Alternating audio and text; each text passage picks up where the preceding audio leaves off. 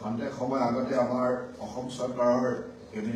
আজিৰ কেবিনেটৰ সমাপ্তি হ'ল আৰু আজি কেবিনেটত কেইটামান গুৰুত্বপূৰ্ণ সিদ্ধান্ত লোৱা হৈছে। আপোনালোকে জানে যে আমি গুৱাহাটীত আৰবান ৱাটাৰ বডিসমূহ প্ৰিজাৰ্ভ কৰিবৰ কাৰণে urban water body preservation act আনিছিলোঁ, যাৰ জৰিয়তে গুৱাহাটীৰ আৰবান ৱাটাৰ বডিবিলাক আমি প্ৰিজাৰ্ভ কৰি ৰাখিছোঁ। ঠিক তেনেদৰে আজি অসমতো Assam urban water bodies prevention and conservation rule যিখন এক্ট আহিছিল তাৰ ৰুল 2025 আজি অসম কেবিনেটে এপ্ৰুভ কৰিছে আৰু তাৰ ফলত এতিয়া আমি জিলা আয়ুক্তসকলৰ লগত আলোচনা কৰি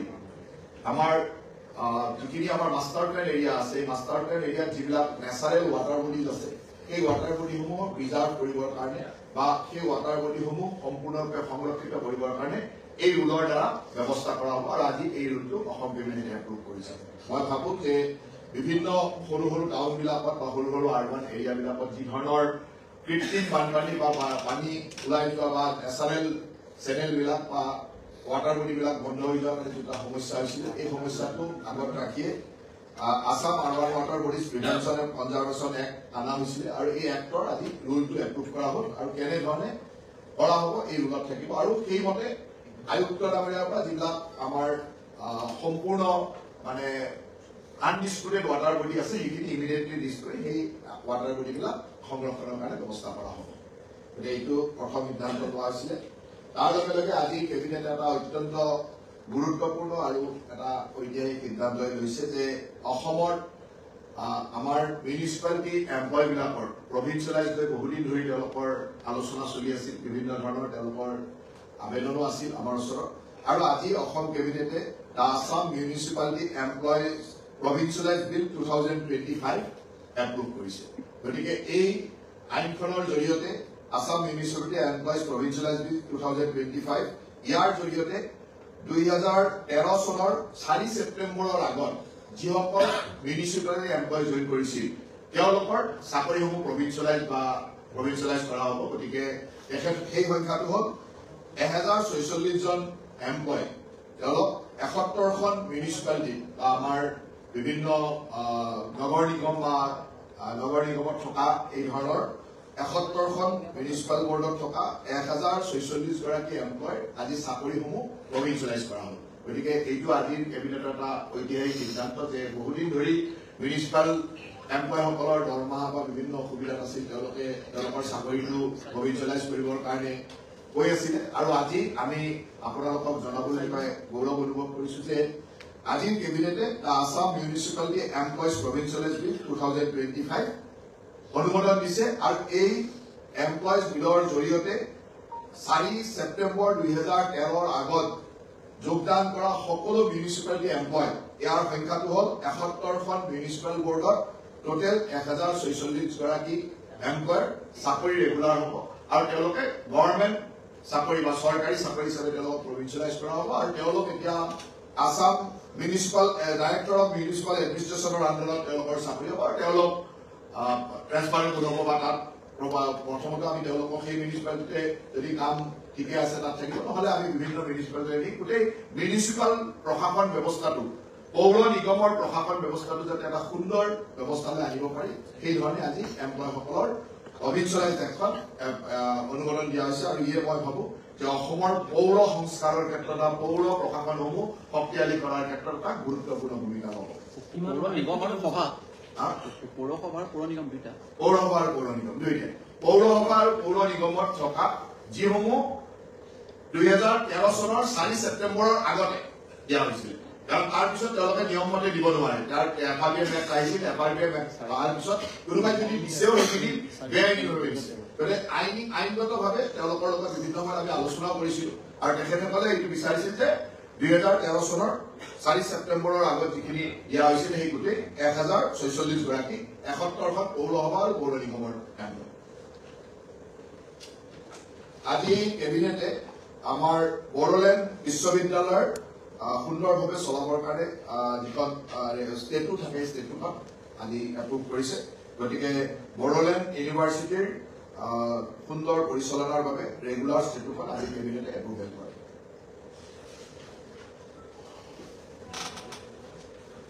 আজি কেবিনেটে আৰু এটা সিদ্ধান্ত লৈছিলে যে আছামিজ ল্যাঙ্গুৱেজ টিচাৰ যিসমূহ বিভিন্ন ঠাইত আছে অসমীয়া মিডিয়াম বা বেলেগ বেলেগ মিডিয়ামৰ স্কুলবিলাকত তেওঁলোকৰ চাকৰিৰ ক্ষেত্ৰত কাৰণ কিছুমান এনেকুৱা আছে যে বিভিন্ন অন্যান্য মিডিয়ামৰ স্কুলত অসমীয়া ল্যাঙ্গুৱেজ টিচাৰ আছে তেওঁলোকৰ ইকুইভেলেন্ট বা একেই ডিগ্ৰী টিচাৰ কিন্তু তেওঁলোকৰ কেডাৰটো একে নোহোৱাৰ কাৰণে তেওঁলোকে ইয়াৰ পৰা তালৈ যোৱাত বা ক'ৰবাত নালাগা ঠাইতো তেওঁলোকে থাকিব লগা হৈছিল এই গোটেইখিনি ষ্টুডেণ্টৰ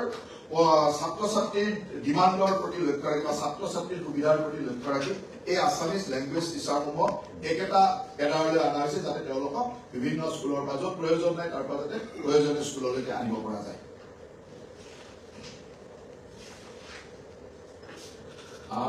আজিৰ কেবিনেটে Assam Public Distribution of Article Amendment Order 2025 approve কৰে অনুমোদন দিয়ে আৰু ইয়াৰ জৰিয়তে আগতে যিবিলাক আমাৰ সমবায় মানে আমাৰ ফেয়াৰ প্ৰাইচ শ্বপ আছিল সুলভ মূল্যৰ দোকান আছিল এই সুলভ মূল্যৰ দোকানৰ ৰিনুৱেলবিলাক 3 বছৰৰ পৰা হৈছিল এতিয়া 3 বছৰ ঠাইত 5 বছৰলৈ একেলগে 5 বছৰ ৰিনুৱেল কৰিবলৈ 5 বছৰৰ পৰা ৰিনুৱেল কৰিলে হ'ল আৰু ইয়াৰ যিটো ৰিনুৱেল ফিজ আগতে 45 টকা আছিল 5 বছৰৰ কাৰণে 75 rupees কৰা হৈছে আৰু তেওঁলোকৰ ৰিনুৱেল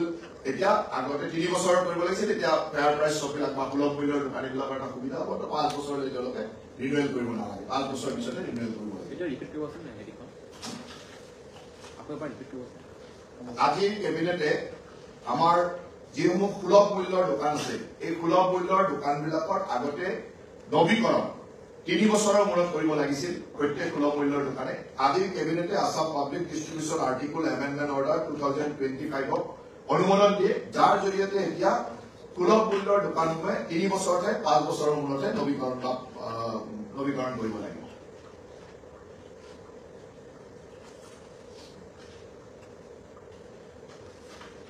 আজি অসম কেবিনেটে Assam value added tax amendment rule 2025 কো অনুমোদন দিয়ে যাৰ ফলত অসমত কিছুমান এনেকুৱা সামগ্ৰী আছে যে যিবিলাক সামগ্ৰীৰ বাহিৰৰ ষ্টেটৰ পৰা টেক্সৰ কৰ ফাঁকি দিবৰ কাৰণে আনি ষ্ট'ৰ কৰে কৰ ফাঁকি দিবৰ কাৰণে সেইবিলাক ব্যৱহাৰ কৰে এনেকুৱা ধৰণৰ কথাবিলাকক এটা নীতি শৃংখলাবদ্ধ নীতি আনিবৰ কাৰণে এই ৰুলটোক আজি এমেণ্ডমেণ্ট কৰিছে যাতে এই ধৰণৰ কামবিলাক যিবিলাক ইউজৰ কাৰণে কোনোবা বেলেগ ষ্টেটত টেক্স কম বস্তু ল'ব পাৰিব কিন্তু সেই বস্তুটো নিজৰ ষ্টেটলৈ বিক্ৰীৰ কাৰণে লৈ আহি বিক্ৰী কৰা যিবিলাক মানে আইন বিৰুদ্ধ কাম কৰিছিল তাৰ ওপৰত এটা ৰুল ফ্ৰেম কৰা হৈছে যাতে তেওঁলোকক আমি নীতিৰ বিৰুদ্ধ কামৰ পৰা বন্ধ কৰিব পাৰোঁ গতিকে এই Assam value added tax amendment rule 2025 আজি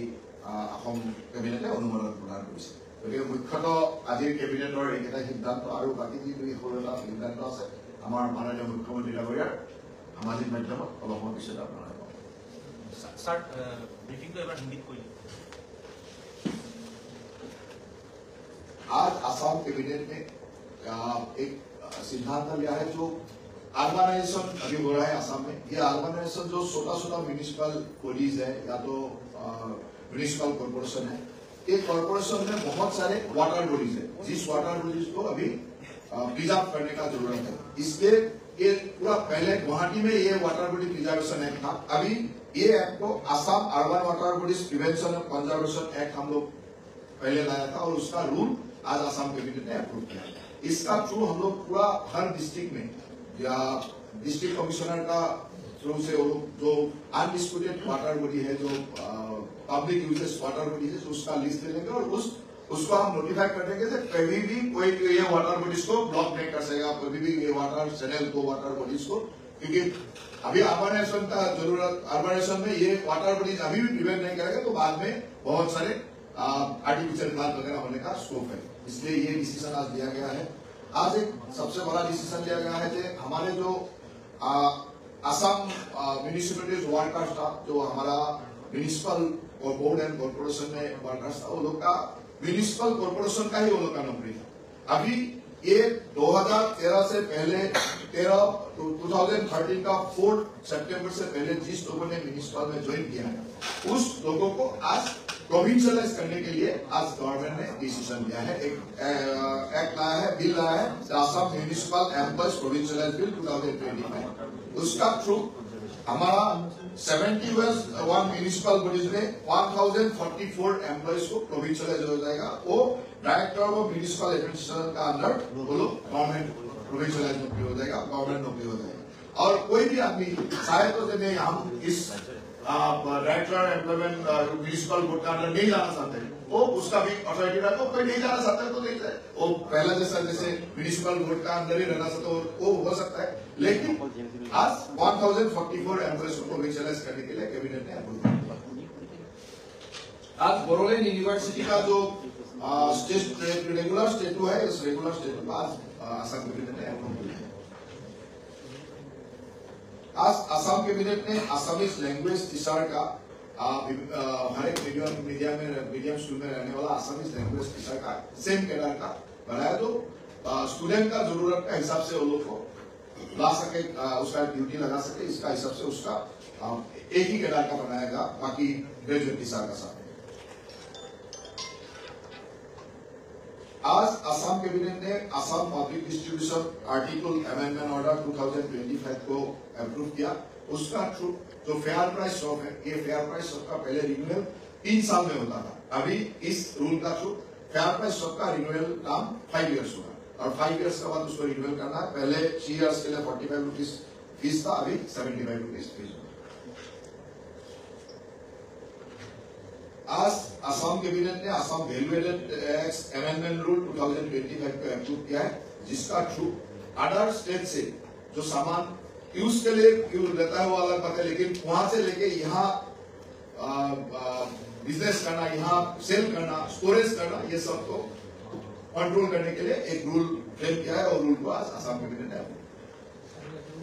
যিটো কলে টেক্সৰ থাকি দি পেলাই বেলেগ ষ্টেটৰ পৰা কি কি সামগ্ৰী মূলত মুখ্যতঃ পেট্ৰল, ডিজেল, এক্সাইজ, লিগাৰ এনেকুৱা ধৰণৰ যিবিলাক সামগ্ৰী তাৰ পৰা আনি বেলেগ ষ্টেটৰ পৰা আনি ষ্ট'ৰেজ কৰে, ইয়াত বিক্ৰী কৰে, সেই ধৰণৰ তাত এটা ৰুল